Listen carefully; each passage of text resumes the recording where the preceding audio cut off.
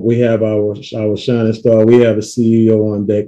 And so let me make sure I bring him up properly, because this is not just, my CEO.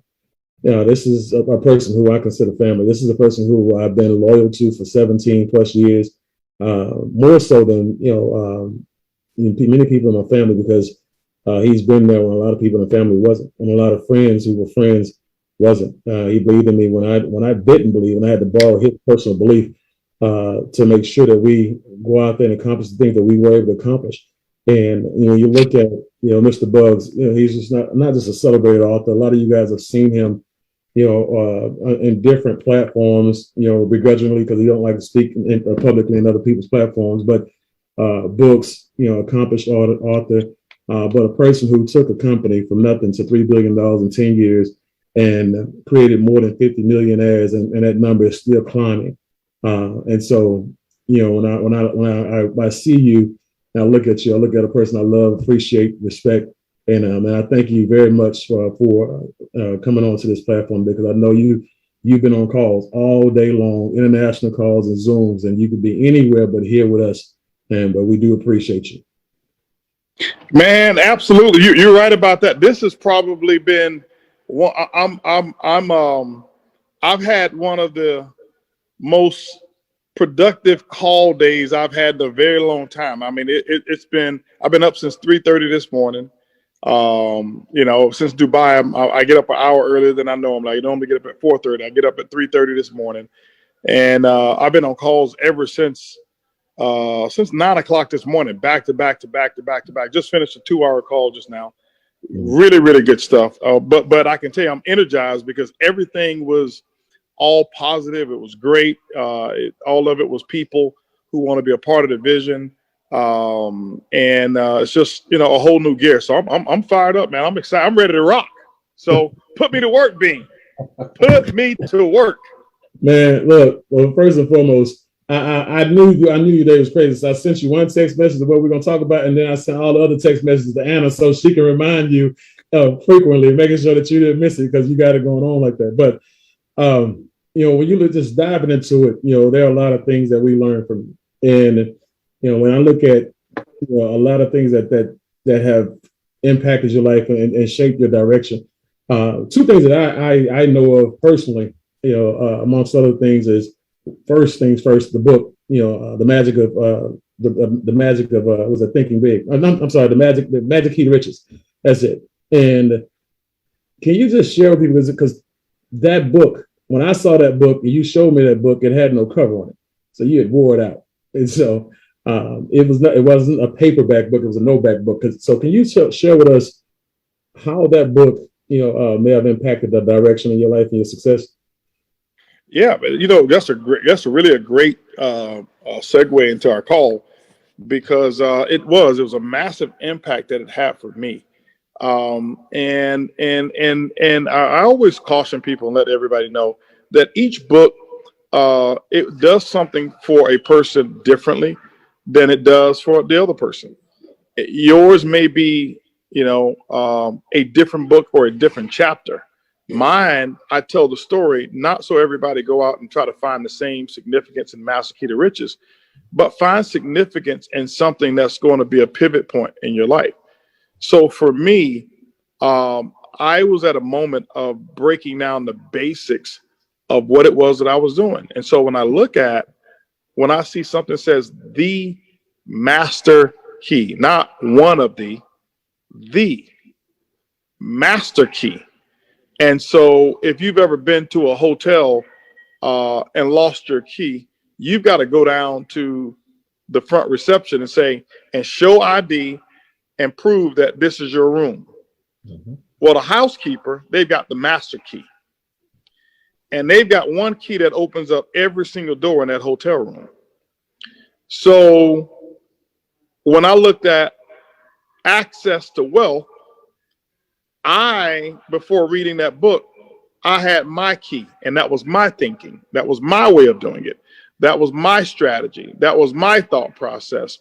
That was my level of education. And my level of education was limited. it opened up one door.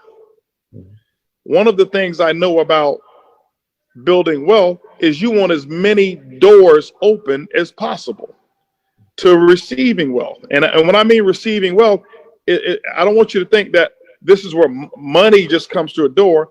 No, it is ideas, attraction, information, change, perception, perspective, paradigms. All of these different doors now started to open that I had the key to.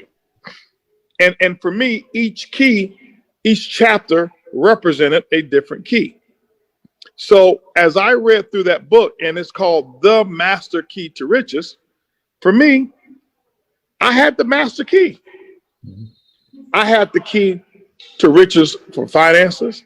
I had the master key to open up riches in relationships and communication, and love, and friendships, and finances, and opportunities, and business, and investing. I've got the master key, and I didn't take it for granted. And so I read the book, and the book was impactful. The title did it for me. The Master Key to Riches. Like I said, it wasn't called one of the keys to making money. The Master Key to Riches. And when you got an author like Napoleon Hill, that's the credibility. So he's not going to write a book, call it The Master Key, and it's just a copy of a key. It's the master key. So I was at a point in my life at that moment that it had an impact on me. And whatever it is that you're looking for is also looking for you. We have been having some calls today in our company on a corporate level about the next chapter of some things that we're going to be doing specifically with Elevate. And from the beginning, if you guys remember, we called iBuumerang a technology company. And we talked about our PRIB. And our PRIB, we said, was a combination of artificial intelligence, augmented reality, and a Zappos type service company. Well, we didn't have any of that put in place. But the belief, which is, and having a definiteness of purpose, which is what I got from the book. That was the number one chapter that hit me, definiteness of purpose. I had a definiteness of purpose for this company and what I wanted to do with the PRIB. Some of you don't know this. I spoke the PRIB into existence, and I had you speak it into existence because the PRIB didn't exist our first year. But when you get enough people buying into a philosophy, you believed it. And it wasn't that we sold wolf tickets. We knew it would happen. We just didn't have the components. Some of it, I didn't even know how it was going to get done. I just knew it was. So using that principle, now with some of the stuff, the call that we had today, it's completing one component of the company. 2.5 years later, it's now completing one of the major components of the PRIB that fell in our lap. Why? Because I've been looking for it. And guess what? It was looking for me. Looking for us. So that power of manifestation is so significant, you can't underestimate it.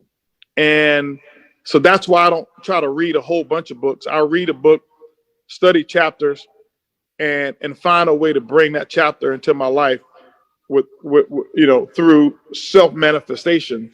But you've got to be ready for what it is that you say you want, because it will show up for you. You better be ready. So for me, it was significant. And I wanted to start that off because that, just watching you, go through that live your life, from your depths of purpose, it impacted everybody around you. Again, from myself to all other 50 plus, millionaires you created and all other people, millions of lives that you've impacted around the world. We've seen you do that over and over and over again when it comes to projecting goals and having everybody speak affirmations into existence and everything becoming, what you said it was going to become. And for those of you who are out there, if you haven't, realized this yet, today we're going to be talking about working around raising the bar, beliefs, actions, and results. And the very first letter of that being belief was the second thing that I wanted to talk to you about, and I want to ask you about because in a Sapphire boot camp, our very first one that we actually had in the blue room, the boom boom room, a question was posed to you: what makes you so much better than everybody else, or at that point in time, what's so much more successful or impactful than everybody else out there? And your answer was, well, Mrs. Bug's answer for you was because you believe bigger than everybody else. So is it possible for you to actually share with them, how your belief has probably shaped your actions, and pretty much almost told you what you need to do and how big you need to do it? Yeah, the belief is the muscle, Hmm. and a muscle can be exercised. If it doesn't get exercised, it atrophies and shrinks. And the way you exercise it is to use it for its intended purpose. So the more you believe, the bigger your belief gets. Mm-hmm. The more you doubt, the more your belief atrophies and gets smaller. So doubt, fear, and worry basically shrinks your muscles. Um, and so I protect my beliefs by having conversations and association with empowering people, people who speak life into the future versus bringing me their problems. Um, Hanging around other people who have bigger beliefs than you do, and hanging around people who see the possibilities of life versus the obstacles of life. So my beliefs, and when I say beliefs, I don't mean philosophical beliefs. I'm talking about my ability Mm-hmm. to believe in a positive outcome on a set of actions, principled actions that I'm going to take. For me, it's everything. Um, your beliefs are just as strong as your win percentage in your dreams. See, every time I've dreamed of anything that I was doing, I never failed at it. I always won.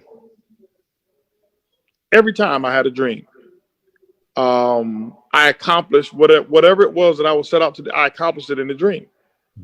So your beliefs are just that powerful. And when you exercise them, um, your world changes.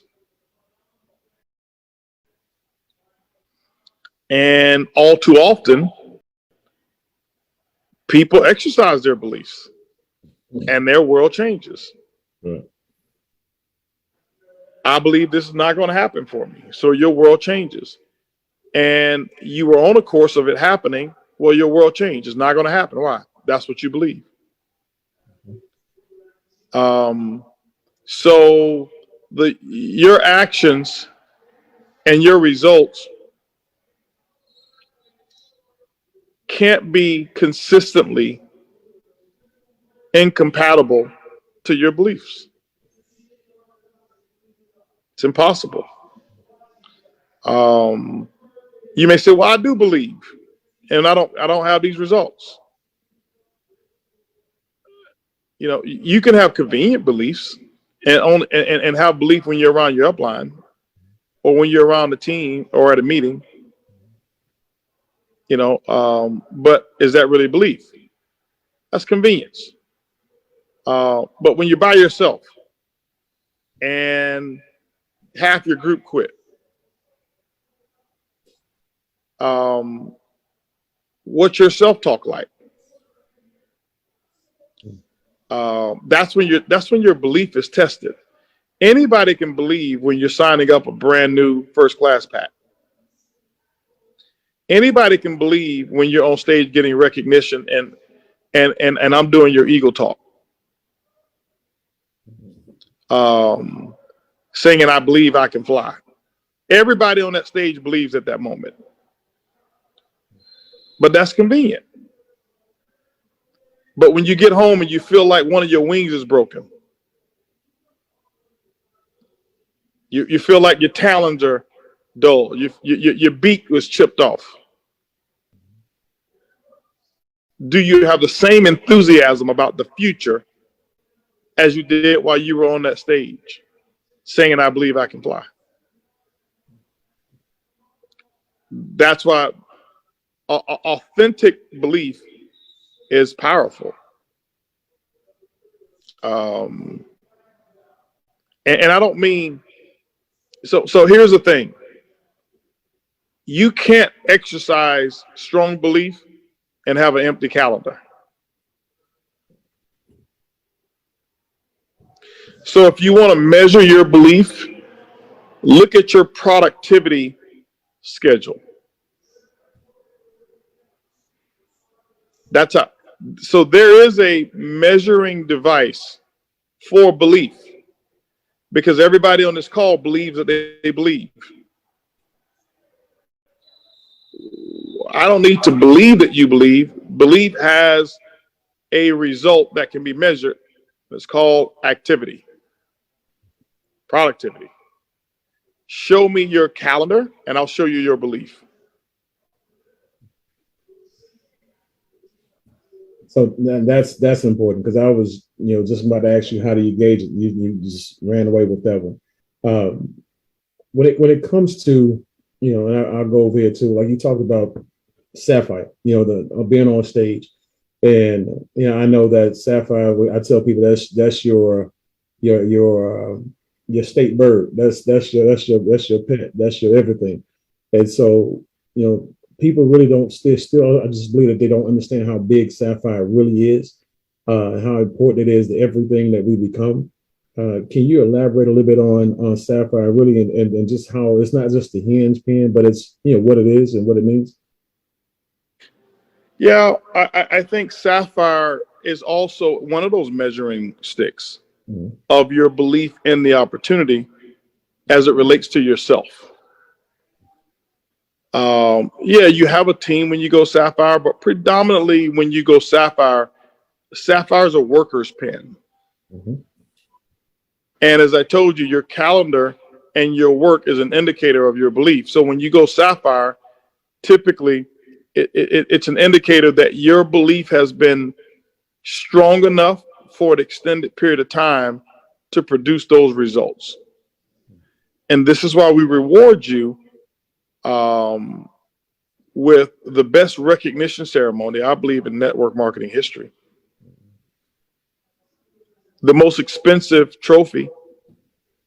All the bonuses are put at Sapphire and for breaking of the Sapphires. The whole company everything is built around it. So it's a duplication machine. Hold on a second. Mm-hmm. It went off? Okay. Bring me that iPad over there, please. You see the iPad up there? Sorry about that, guys. So when you look at it, thank you. That's why it's so significant, and that's why you've got to get to that point, because what you tell in your group when you get there is, I believe you can follow me. It doesn't mean that you don't believe if you haven't made it there yet, but it does mean that you do believe and that they can follow you at that moment when they get there. I mean, when they can follow you when you get there.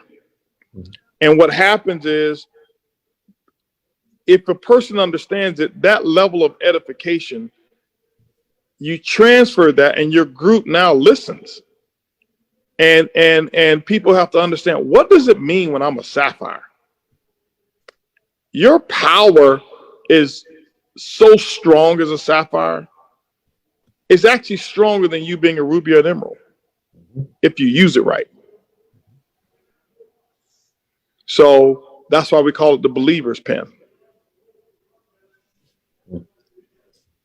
So when you look at people who, because we have a brand new batch of people who just got started over last, let's just say since we got back from 24K, because people lost it. They went crazy when we got back. Some even before we got back. For those people who are brand new and those people who are about to bring on brand new people, the order to launch, is very, very important, but some people, may not have lunch capabilities because you can't launch everybody. But how important is it to them to still have a fast start as opposed to just coming in and letting things happen? It's always easier to build this business fast than it is to build it slow. And building it slow is like riding a bicycle. Have you ever seen a person standing still on a bicycle trying to balance it? How much energy it takes. It takes so much effort. Because I'm going so slow, I don't have enough movement, so I got to use more. To build my business slow, it costs me more, because when I go to an event, I don't have a big group or a group big enough to produce income, so I have to spend more. I have to work more hours on my job or whatever. I've got to use other resources to support my business because I'm going slow. I don't have momentum. And so when you, but a person who's riding a bicycle going fast, they can do it with no hands. And they can take their hands off the steering wheel, and the momentum alone keeps the bicycle going in the right direction. Try to do that when you're not in motion. Can't happen. And so it's less expensive to build it fast. It's less frustrating when you build it fast. When you build it slow, knowing that you could have built it faster, it affects your belief and your self-image. And so this is why I always tell a person, build this fast in the beginning, because you set the example for what's possible for every new person, because they come in and they watch you. That's important. Something that you always taught us, and for us, is like when we did our last company. Matter of fact, when we did the first company, every time I'm around you, that's one thing that we don't do is jump ship and jump from company to company, and so people always ask you, if I was to be able to do this thing over again, what would I do different? And you'd always say, I believe bigger, faster.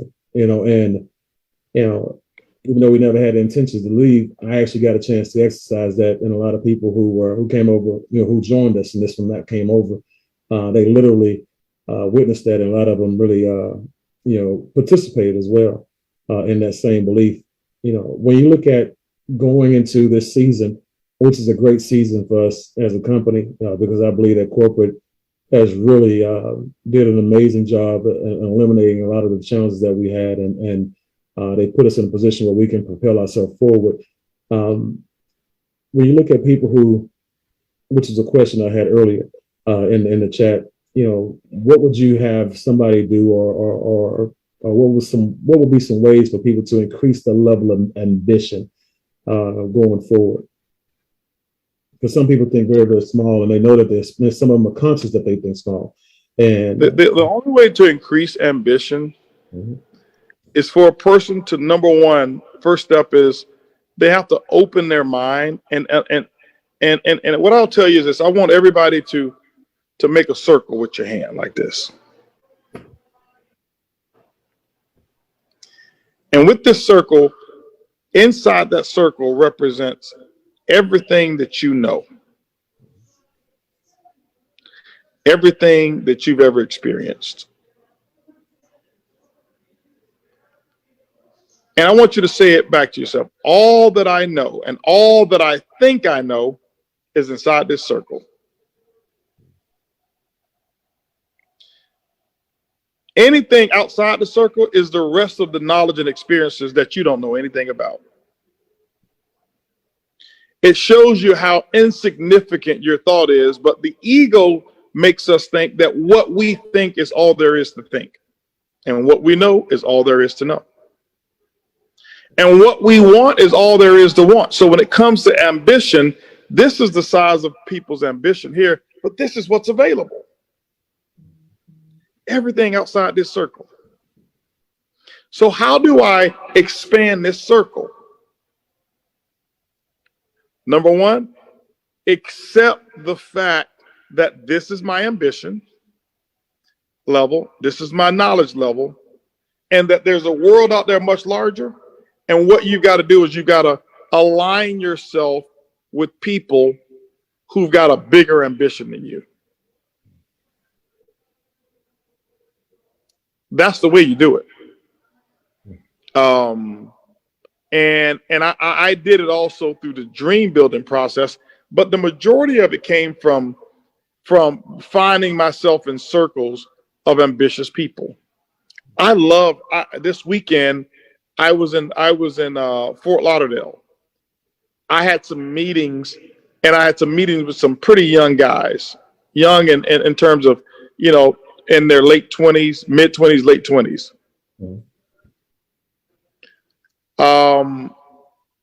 My wealth was greater than theirs, but their ambition charged me.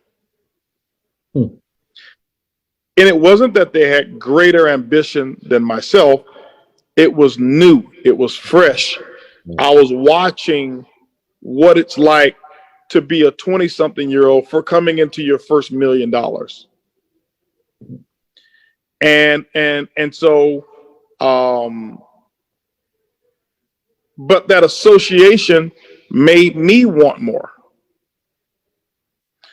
I'll give you another example. We live in a beautiful home here. I haven't been in too many homes in the world that makes me second guess mine. Or say, wow, this is much better. But I also my home was here. So here I got 28,000 square feet. And you think, what can you experience that will challenge you to make you feel like there's another place that is just as nice as yours? Until early in, I went to Miami and went to a place called the Aquilina, a condo on the beach, high rise. You can look it up whenever you want to. Google it, dream build on it. Watch all the videos. It's the new modern building that they have. $250 million amenities complex right in the center. 2 towers that they're building right next to each other. And 4,000 square feet of living space. Built my dream. It is the most magnificent place in the world that I've ever seen to live. So I got 28,000 square feet here. Bowling alley, Erling's Closet is 30-something hundred square feet. Right. I got barbershop. I got massage room. I got sauna. Everything I ever want. 4,000 square foot. Blows my mind. Why? Perspective. This is all I knew. So doing that expanded my vision, expanded my want. And you guys know my formula: needs times faith equal motivation. So I've got to have that property. It 4,000 square feet. It costs exactly half of what I spent to build this. but it's not about even the price or the size. It's experience. It's a different way of living. It motivated the hell out of me. Mhm. You know, so so to increase your ambition, you've got to hang around others, admit that your ambition is wherever it is that you are is where you are, and there's a lot more for you to want. There's a lot more for you to need. There's a lot more for you to gain. There's a lot more for you to know. Mhm. But our ego says, no, I'm good where I'm at. All there is to know is what I know. All there is to want, I'm gonna be content. You know what? I really don't want to live in no high rise because you know what? I want a yard. Well, that's all you know. Mhm. And some things you don't even know to want it because you haven't experienced it. So, but I'm always growing. I didn't think I could go to a place that'll make me say, I'll move out of my house today. Right. I'll move in though. Go ahead, find it. I got you. Now, the beauty of it is I got choices, and my awareness is a little bigger. I'm not moving out of my house. I'm just adding that one. Right. You know, but if it was broken down to a choice, not that's a different level. Ah, yeah. That I'm just telling you. So it's really they brought the French Riviera and brought it to Florida. Mm. But you just have to go there. In the complex, they got a Wall Street trading room, completely decked out, ice skating ring, bowling alley, Formula One simulator, the spa, the massage room, restaurants. It's a 5-star building, the only 5-star building in Florida. Mm. It's called the Aquilina.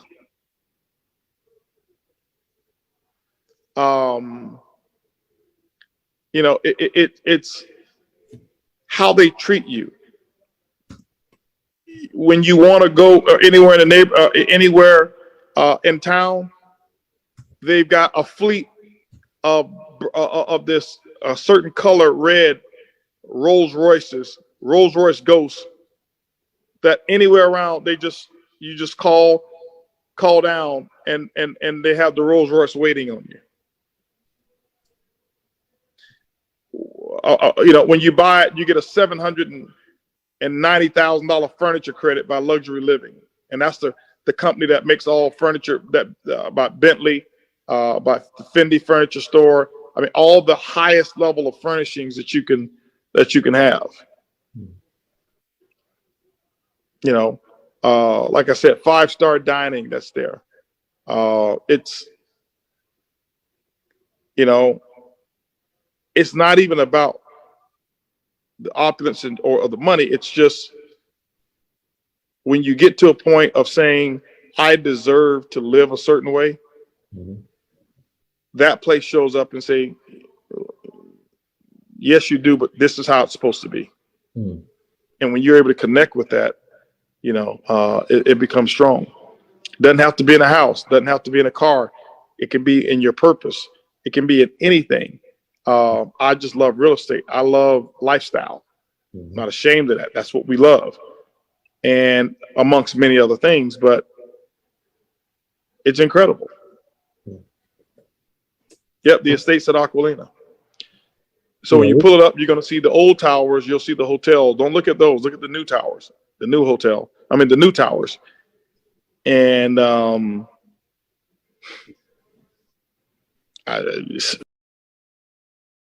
you know, I'm telling you, I talk about it every day. Man, I can't wait to go see it and check it out myself. So when you talk about mentoring and coaching, first and foremost, you and Mrs. Bugs have stretched us beyond, you know, a repair. Like we'll obviously we'll never bounce back, but just experiences that we've had, you know, where we were with you when we went to Lakers game and you ordered um, you know, the Ventador like it was a burger with fries, and we walked in there and you ordered a car, paid cash for it, $501,000 on the spot, and you knew you were getting that thing till next year. And I asked you, so well, how does it feel, and how are you able to be able to do that? And you gave an expression on how you stretch yourself. Can you do a little bit of that? Can you talk about how you stretch yourself? How that 500,000 was like 50,000, was like $5,000, like $5, like you talked about yeah. There's a threshold that we have of check writing. It has nothing to do with how much money you have. It has to do with your lid and your limit mentality. I remember at a time writing checks in the thousands made me nervous. Mm-hmm. And then you start writing bigger checks, 10,000. And then I remember, writing a check for, multiple tens of thousands. And you're there's a comfort. It's just a level. It hadn't have anything to do with how much money you have in the bank. You've got to get used to it. You've got to practice it. And then I start writing 6-figure checks, sending 6-figure wires. I think my first 7-figure check. So obviously now here I got 6-figure. So this became, when I bought Arlene's Bentley, that was a 6-figure check. Then I bought my Rolls Royce, 6-figure check. Then I bought the Aventador, $500,000 check. When I bought this house here, before we designed it, paid cash for it. That was $1 million. That was my first $1 million check writing, outside of paying taxes. Mm-hmm. So my first $1 million check was writing it to the IRS. But for something tangible, I wrote that $1 million check, 7-figure check to buy this house. And then now, writing a multiple 7-figure check, it's normal. I don't. So it's not about the money. It's about the practice and the repetition of being able to do some of those things. So, you should experience this and put yourself in position economically where you're forced to grow,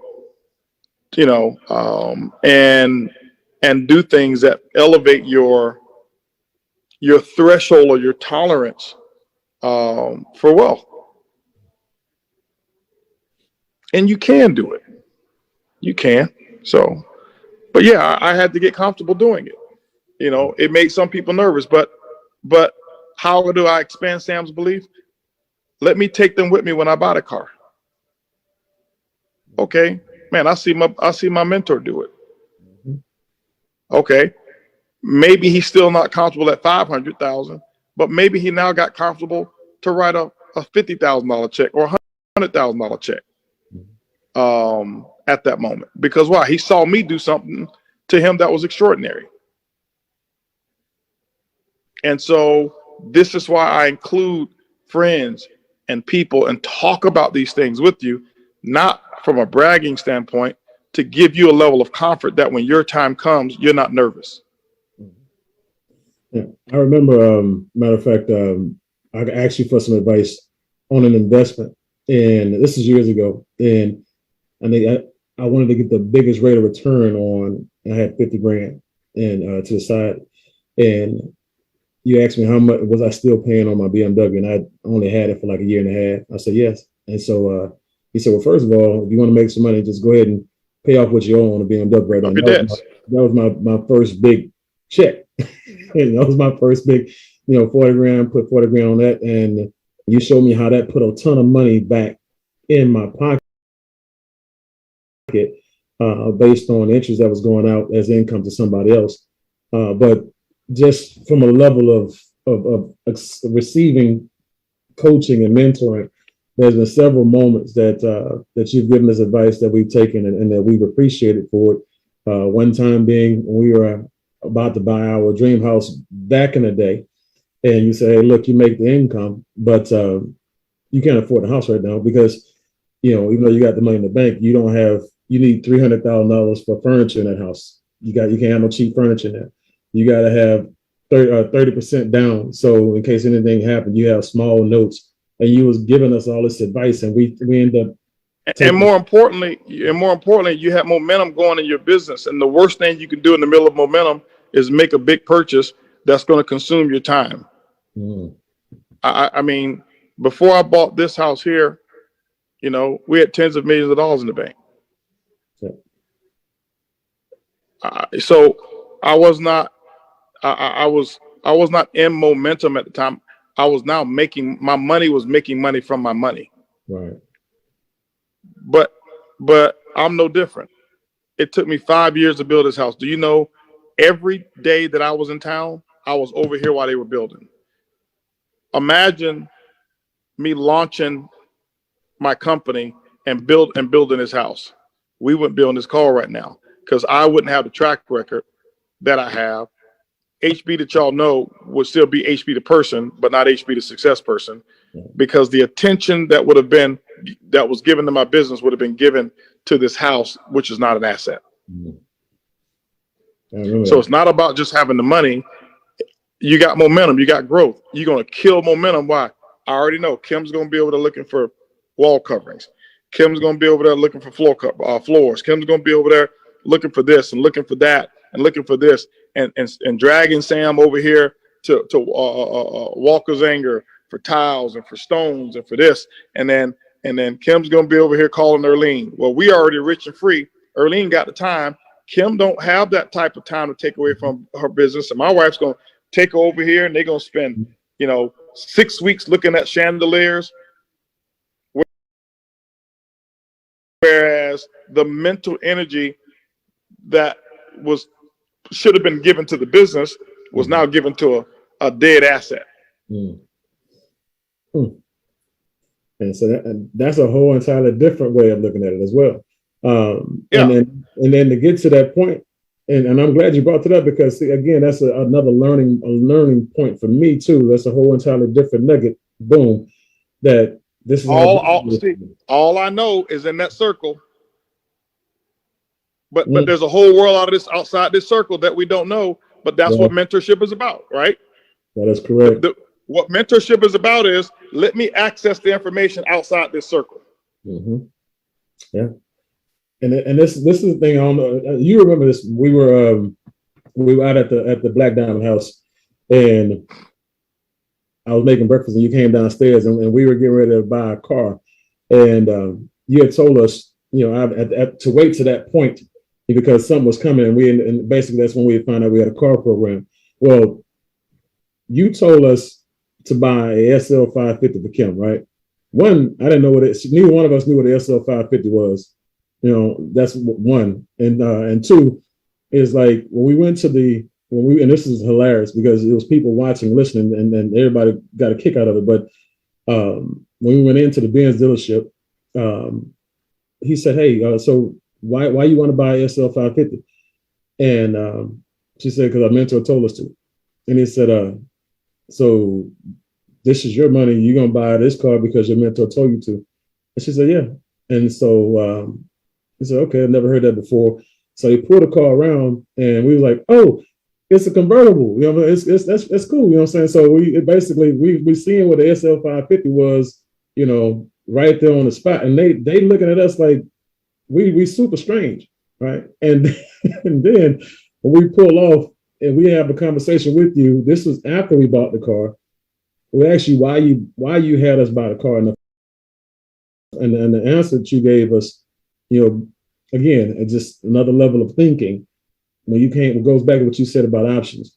You said, well, you have a car, Kim had a car, and she's got a car for the kids. But when she's got a two-seater, knowing that everybody knows she's got kids and a husband, but she's got a two-seater, they know that y'all can afford it. They know that y'all have options.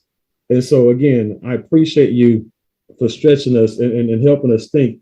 But I wanted to lead, into that point about where we're at right now is so pivotal when it comes to taking coaching and mentorship, and really, listening and learning and following on the highest level. Because I know this is we're entering into a point where I gotta let you go because it's, we're biting into your time. But can you share with everybody as far as, coaching, mentorship, how important that is to trust the mentorship and leadership at this point in time? Well, because we're in a position where you really can't afford to do anything other than that. Yeah, it's unique to have a relationship with a coach and a mentor that you can follow. And we don't tell people to follow blindly because I explain everything that I suggest and I explain why. But I'm backing up to that point. As Sam said, the salesman said, well, I never heard that before. And my answer to him is, you don't drive an SL 550, you sell them. So you're not supposed to understand it. And so we got to be careful who we take the advice from. Sam and Kim didn't go and ask them for car advice from the car salesman. The car salesman's job is to show him what the options are that they want. They came in already knowing what they wanted. Okay. But more people would take more advice from a car salesman than from the person who can actually buy the car lot.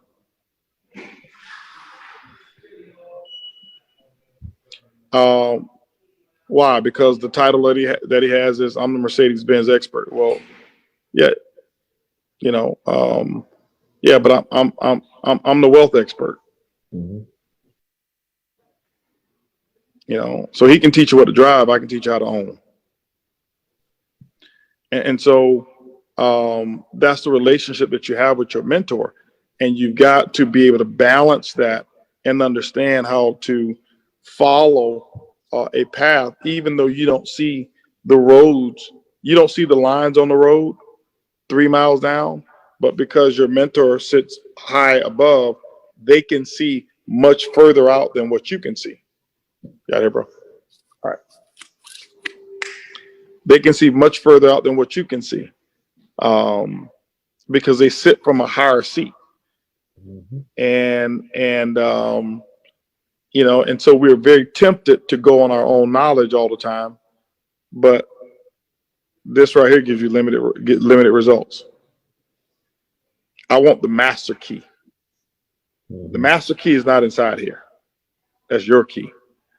Master key is all outside here. And so that's why it's so important. I told Kim, I had a gentleman and his wife that was at a meeting that we did at our office the other day. And I say this in front of everybody. Sam and Kim, the reason that I appreciate them, one reason I appreciate them out of many, but of why you should appreciate them, they have the most prepared and well-trained organization in our entire company, and they always have had. There's nothing left to desire that anybody else have to offer that doesn't come from Sam and Kim and the way that they treat their team. This is just the real deal. Are there other skill sets that maybe somebody else may do differently? Yes. Or maybe even have more emphasis on out. But when it comes to this, which is critically important, no other team is prepared better or more prepared. I almost give a comparison of saying better, but as prepared as Sam and Kim's team. And you guys don't take that for granted. Don't take it for granted. Retention, highest retention in the organization, always have had that.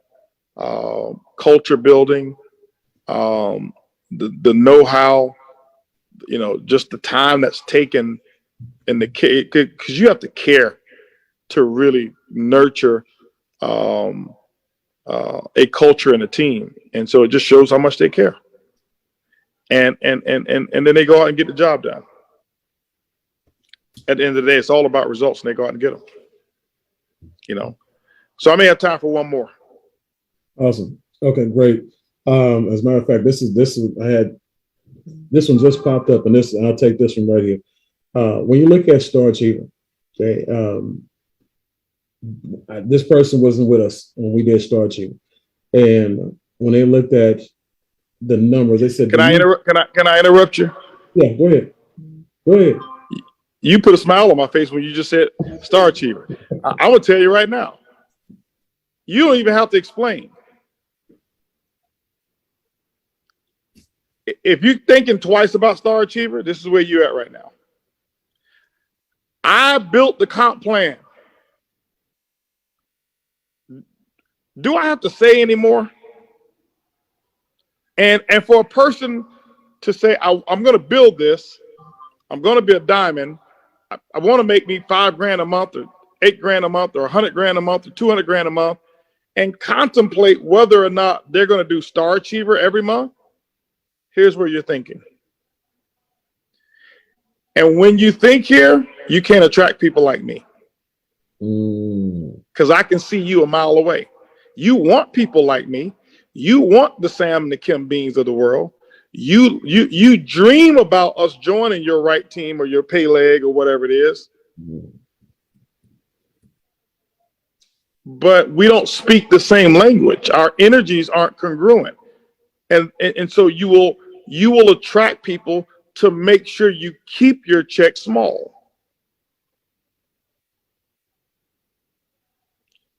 There's no way in the world I can be a part of a company and a CEO says, we've got this program right here, and the CEO comes on and talks about don't get caught slipping.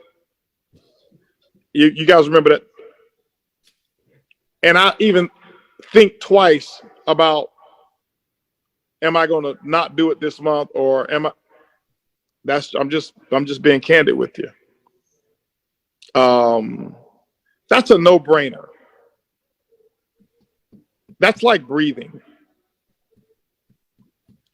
You know, we already have people who's are already six figures just in their Star Achiever bonus.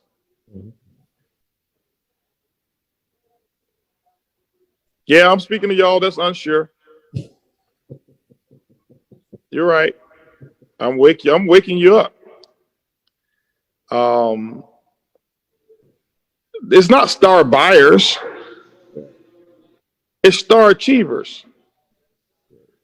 Break the word down. Star Achiever. Everybody wants to be a star. But it's something you have to achieve. We can't give it to you. You got to achieve it. You got to. And it's like, why contemplate it? I want you to imagine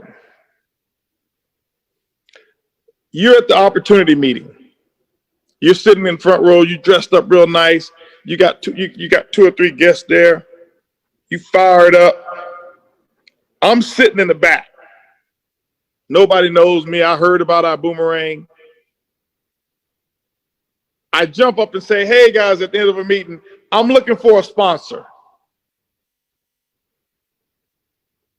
And then I start to interview you. Be honest, would I choose you? Would you even make the first cut? I wouldn't even ask you what your income is. I won't even ask you how many people you have in your group. Those two questions I won't ask. Would you make the cut? Would you even be in the first round? Would I give you consideration? If I ask, hey, listen, you know what? Do you show the plan? If your answer is no, you already know I'm not choosing you. You got any customers? Man, you know what? Not really. I'm working on it. You already know I'm not choosing you. They got a contest. You plan on winning it? Well, I was thinking about it. All right, don't worry about it. Don't worry about it. You know, it takes two. How many It Takes Two bonuses did you get? Well, see, what had happened was, don't worry about it. Don't worry about it. Just, you really look nice. I like your outfit. I'll see you at the convention. You didn't get a star. You didn't get a It Takes Two bonus. How many Star Achiever pins you have? Well, my credit card. You're not on Star Achievers? Okay, I got you. So this is the energy you give off. Nobody has to ask you those questions. The universe knows your intention, knows what you can't hide, because you can't act the part with authority when you haven't done it. You just can't. So if you're not on Star Achiever, we don't have anything in common, and we don't have anything to talk about from a leader's perspective. Me as a CEO, I got to be nice and wave. Hey, how are you? Nice to see you. And then I'm going to talk about you behind your back. I'm being honest. I'm going to talk about you. Bean, they ain't on Star Achiever. They can't get 3 Elevate customers? Man, listen, man, don't put me on no 3-way with their people. I'm gonna talk about you. Yes. You can't get 3. Yeah, you can't get 3. You can't get 3 customers. 2 plus what you're doing. No, this is so, guys. And I'm telling the truth. I'm gonna talk about you. He is. I'm letting you know that, okay? So don't get it twisted. I'm gonna keep this real. I'm gonna talk. Trust me, I'll talk about you. I'm gonna be nice to you because I got to be nice. I don't want anybody. Oh, the CEO can't believe he said that to me. I'm not gonna say it to you. This is the only time I'm gonna talk behind your back. But at least I'm gonna talk behind your back, and I'm telling you what I'm gonna say. So. Don't have me talking about you behind your back. Get this thing done. And make that solid. So I enjoyed my time here. I got to run, guys. I had a guest over here, and I had all these calls. I know they ticked off at me because I didn't spend any time with them at all, because I've been doing calls back to back to back. And but I love you guys. I mean, I love Sam and Kim dearly. We listen, y'all. I'm gonna tell you right now, with the conversations I had today, y'all better put some people in the business. That's all I can say. I'm not gonna say anything else yet. I'm gonna find a way to kind of spill the beans a little bit to let y'all know what's coming shortly. But you better go put some folk in this thing. I'm gonna come out of tomorrow. You can spill them on accident to me. But I'm out of the country, Sam. I'm out of the country right now. Yeah, no, you're in this country. Hey, man, but hey, I appreciate you. You gave us more than we could have ever asked for. I guess every moment was a drop mic moment. I appreciate you, and I'm gonna let you go back to your day. But thank you very much. We love you. We appreciate you, and you can count on us, Cross. Absolutely, brother. Appreciate you guys. Love you guys. See you guys later. Take care. Looking to start a business from home? The business from home. We are the fastest growing home-based business company in the world that's helping ordinary people just like you and I to get out of debt, generate additional income streams in their life, and creating extraordinary success stories globally. We've got the right systems in place, world-class servant leadership, wealthy compensation plan, and the utmost support you need to start local and go global. To get started, simply text us on WhatsApp, #ReadyToBoom on +356 9946 3303. Again, text #ReadyToBoom on WhatsApp on the number +356 9946 3303 right now. Let's get ready to boom. Are you trying to find the best deals online when it comes to your travels? I know, it could be a nightmare. Let me save you some time and of course some money. I Go For Less, the one and only platform you need to go and find the best deals online, from flights, hotels, weeks, cruises, and more. This is a completely free travel booking platform where you can save up to 70% on your travels. Cool, here's what you've got to do. Step 1. go to bit.ly/travel savings code page. You'll find the link in the description below. Step 2. Find and enter the code you see on the page to create your free account. Step 3. Start saving. Anytime, anywhere. When it is time for you to book your next trip. Pretty simple, right? And did I tell you it is free? And it's also forever to use and to keep. Again, go on bit.ly/travel savings code page. Use the code you'll find on the page and start enjoying your savings.